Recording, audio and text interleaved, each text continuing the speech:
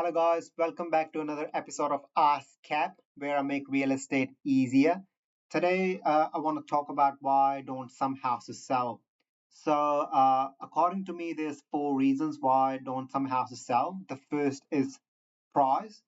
Uh, so, if you think your house is worth here, and then the market is here, or the stats are saying it's here, it's not going to sell because the market is not, or the buyers are not agreeing to what you're asking for.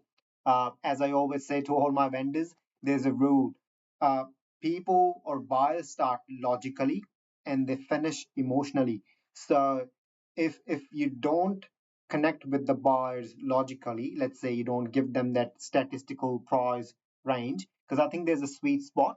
There's a sweet spot between the emotional range and the statistical range.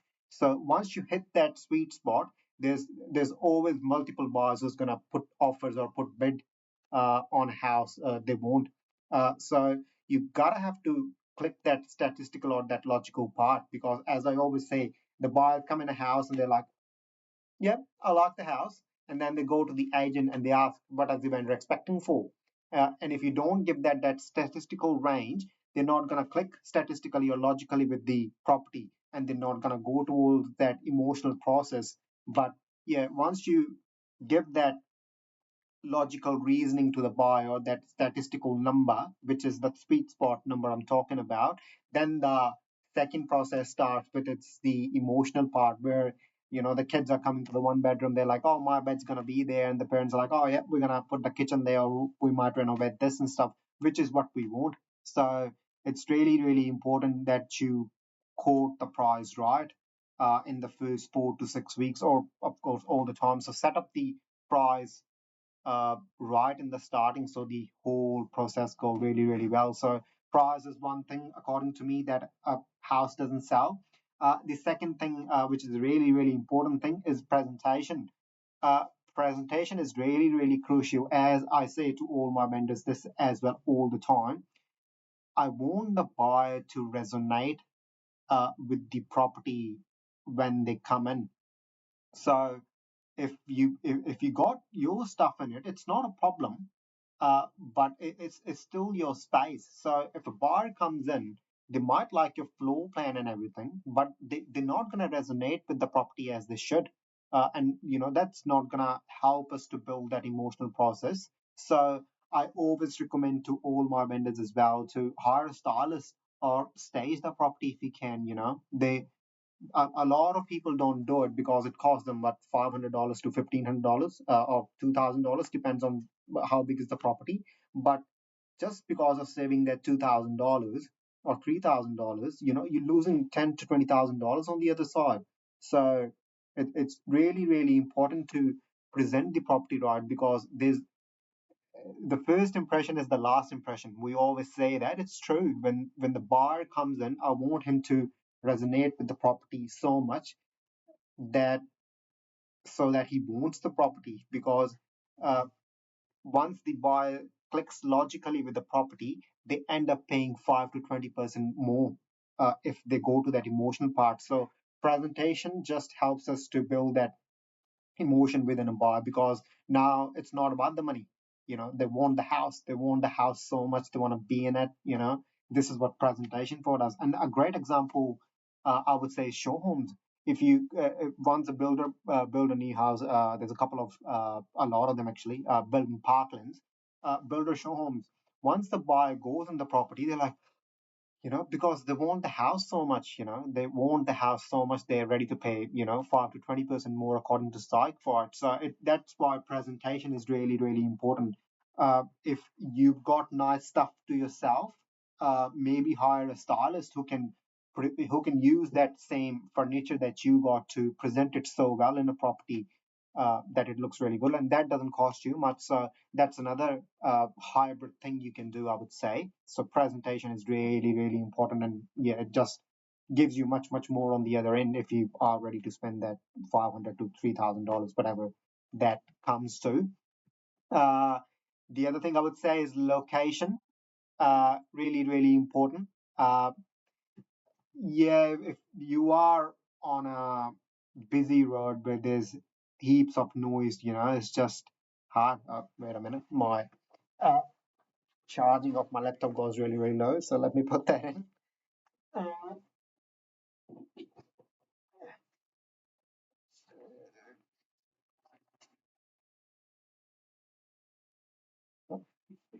right, there we go. We're back. Sorry about that, guys. I was just doing. Should have sorted that out before. But yeah, location. If you're on a busy road, uh, that's another thing. Or you might be near a roundabout, and those properties are hard to sell as well. So yeah, location we can't really do much about it. But normally, of course, everything can sell for the right price. Uh, and as I always say, this is where you can make uh, your property look attractive to a buyer on other things. So your presentation needs to be so good that people who are not even considering going to that road or that area where your house is located, they still come look at it because it's all about emotion. Once you can control that emotion, we can always go towards the emotional price. So if you quote your price right in the through the whole campaign from the starting. And if your presentation is so good that people just want to be in it, they're not worried about the location, that's another thing. So, yeah, we can't really do much about the location, but yeah, sometimes because of locations, property doesn't sell as well. So, but yeah, all the other things going hand in hand. If your presentation is so nice that people don't really care about the location, it still sells and for a great price too. So yeah, really, really this is how you can counter the location thing. But yeah, we can't really do much about the location. And then the last thing I would say, just in my personal opinion, this one is energy. Uh, a vendor's energy or a owner's energy or a agent's energy as well is really, really important in the whole process. So um, a lot of vendors wants to be in the control of the whole process, and uh, they are, I always let my vendors make all the decisions, every time, but it's just because the agent is the professional. So you have hired him for a reason and you're going to pay him for a reason. So I think it's a vendor's job to interview the agent and see if the agent is the right fit for them, not just because of price, because they've quoted the price that the vendor wants, but interview them, see if they understand the process and see what their communication is like. See, can they negotiate on an offer as well? Ask them to tell you about a couple of scenarios where they can negotiate on a property or on an offer. uh, see what the marketing plan they're going to bring you to, see where they are coming from, see if they're giving you a price which is a higher price, why they're giving you that. So it's everything. Don't just choose an agent based on price, because the as I always say, the paper doesn't pay you, it's the process that's going to pay you all the time. And if an agent understands the process and how to build competition within the whole process, he's going to get you a great price. So I think the energy of a vendor is really, really important too.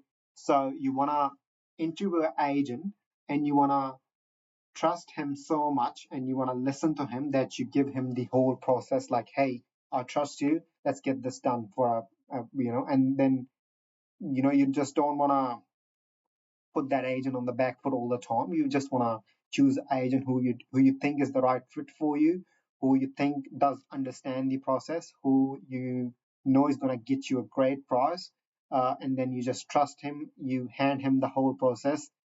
You listen to his suggestions, his feedback.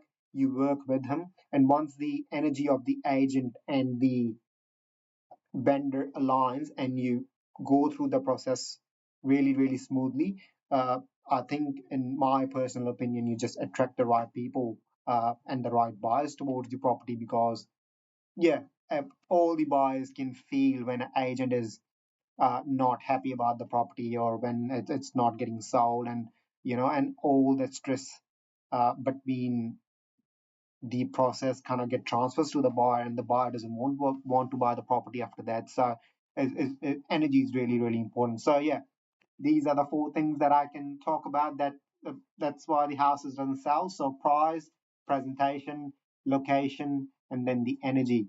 But once you get these things aligned, I think houses sell for a great price, and in a really quick time too. So yeah, that's what can I tell you about it. But I'll come back with another episode of Ask Cap. Bye.